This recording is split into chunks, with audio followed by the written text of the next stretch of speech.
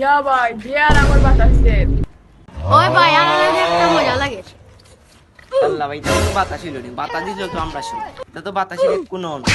ইয়া ভাই এটা কোন সময় দিছিল বাতাস? এটা বহুত আগের কাহিনী। একদিন কি তো হইছিল জানো নি? ইয়া ভাই তোর গফ কোনটা তোরে বা?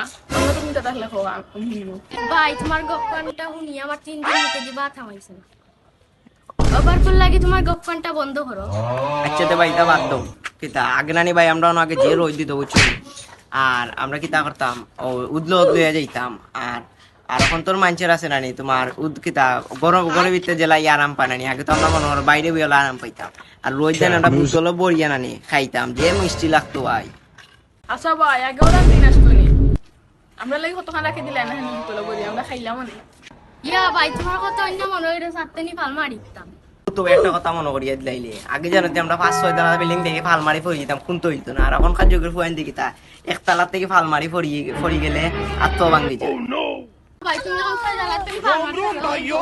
रुको जरा सबर करो। खत्म। Bye bye Tata.